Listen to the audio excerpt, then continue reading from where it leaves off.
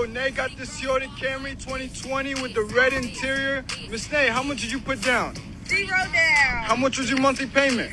$5.99. For how long? $427. Yes, sir. I got my boy Dwayne, this Toyota Camry. He took an Uber out here. Now he's going to leave in something smoother. How much did you put down? $0. How much is your monthly payment? $5.19. Yes, sir. This Toyota Camry. We also helped him out with insurance. $0 on the insurance. Cars are too expensive. Let's keep it real. A lot of these people are driving houses.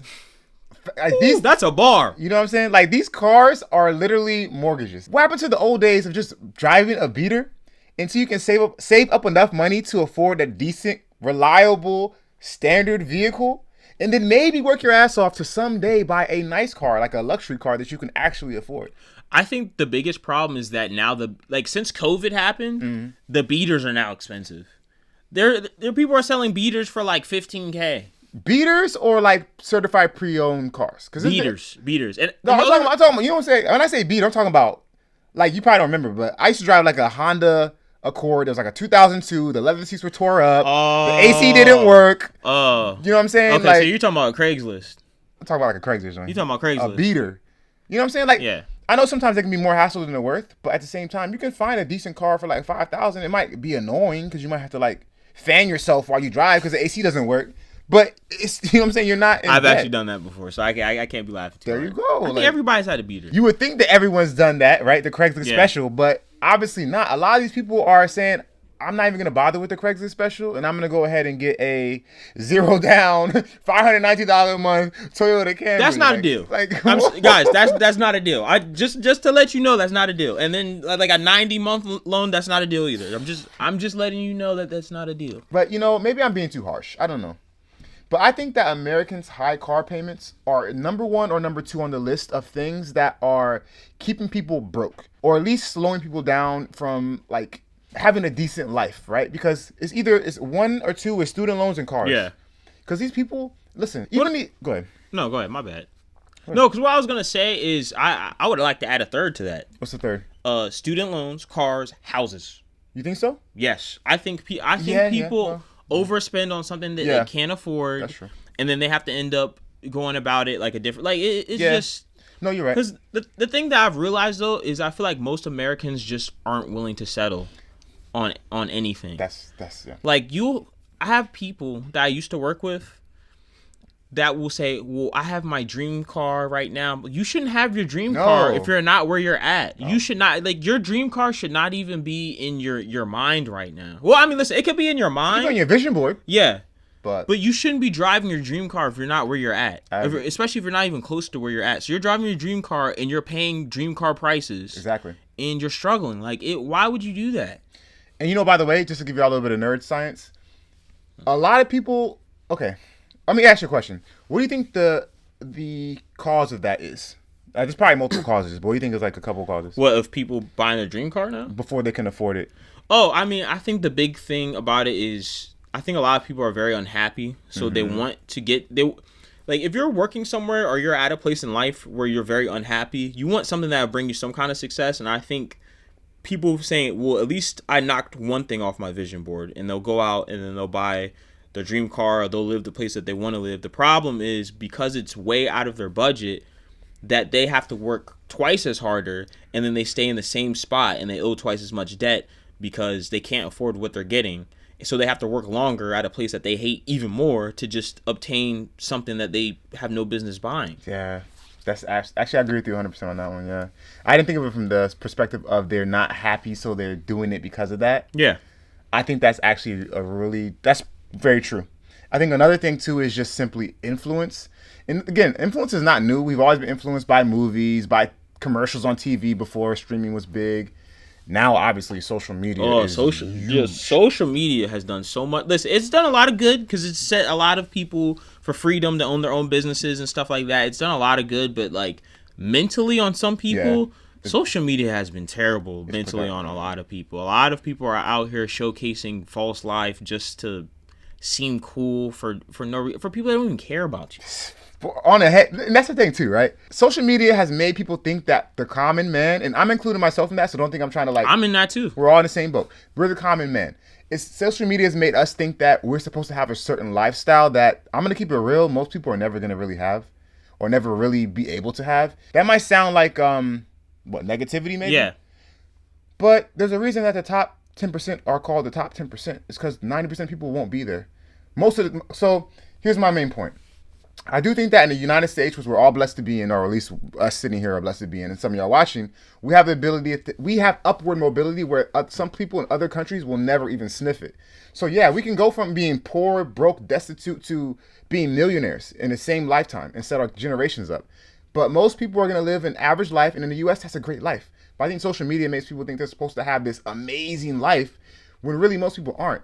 And if you think about it, the real funny part, or not funny, the real irony about this is that people who really got money like that, they don't even really pay for these things. These toys they buy with like business debt, or they buy with their interest money. The interest money that they get from the large amount of money that's in their bank account, they can use to spend on this. You're 100% right. And then they write it off. That's what I'm trying. They write this off. They're not even paying for it. They're writing it off. So like you said a second ago, me are going to work to exchange our life energy for money to go buy something that we can't afford. Although I don't buy things that I can't afford. But some people go buy things they can't afford, and then they're working this job they don't like to continue to buy stuff they don't need. They realize that doesn't bring them happiness, because really material things don't really bring you happiness. And the person that's really rich is not doing that. You know what I mean? Like, not only that, the person that's really rich doesn't even care. They don't even care. Like, you're overvaluing something that they don't even care about. Yeah. So you're basically trying to pretend to look like them, to fit in with them, but they already know that you're not one of them because you care too much about it. Yeah, I mean, I think ultimately it's like I don't know, it's just kind of like a cycle. It's like when people get in credit card debt and they never pay off the full amount, and what happens is they get all these interest charges. So every time they pay off, they make the minimum payment, they get an interest charge, and then basically they end up starting off at one every single time. And that's how they get you. That's literally how they get you, and they trick normal people into being into debt. Yeah. This is my personal opinion, I think debt is like one of the worst things. I'll take it back. Debt used incorrectly, I think, is one of the worst things ever. It's heavy on you. It's it's heavy. It is literally like what they said. It's debt, slavery. I personally do think that people should take 5 to 10 years if they can. Everyone has different situations, but if you can take 5 to 10 years of sacrifice, right? Sacrifice, because really, are you really sacrificing because you can't drive your Beamer? Come on, sacrifice, pay your debt off, get yourself in a good financial position, and then work your way to being able to afford certain things that you want. Like, I don't think it's that much to ask. You can have a taste of what you want. You just got to do it at a lower level. So, for example, let's say you're a person, you want to buy your dream car. You can't afford your dream car. Mm-hmm. You might be struggling or whatever. But every year, once a year, you go on vacation, right? On that vacation, you can rent out your dream car. You can drive it for a weekend. It'd be great. And then on your vacation, you can actually enjoy yourself, have fun, drive around the car. You still get the same feeling. And then after that, you can come back, re-energize and be like, okay, well, I want to drive that car again. And you work harder instead of you buying this car that's eventually, it's going to get old to you. Yeah, exactly. When you drive that car for a month, it's gonna get old to you. Exactly. It does the same thing. It goes the same amount. Like it's gonna get old to you anyway. So like I said, do it at a lower level until you get to a point where you can do it at a higher level. And by the time you get to a higher level, you're gonna want that car. I like it. That's good. Yeah. That'll work for some people. I think that'll work for some people. I think it's a really good idea actually, and it keeps that carrot there that keeps, like you said, keeps you motivated. And some people are more extrinsically motivated, right? So for people that are more extrinsically motivated, I think that'll be really good. A way to keep them from, like you said, splurging on something that you said you're not gonna. Come on, let's be honest. You buy something, you get that instant dopamine hit. You might be happy for a day or two, and then you forget about it. Yeah, it becomes like a regular part of life. Yeah. And there's something else I want to add to the list: vacations. Oh yeah, and dude. Because like I said, I think you honestly do. If you're working really hard, you do need a vacation at least once a year. I agree with that.